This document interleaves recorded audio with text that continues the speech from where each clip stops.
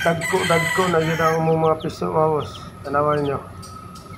Kaluyan po noon, wala pa yung nagkasakit nila. Amo po noon ang ipainom og vitamins kanang isago lang sa tubig ito. Mga multivitamins nga powder para update po sila na apoy resistensya ang ilang lawas. Oo.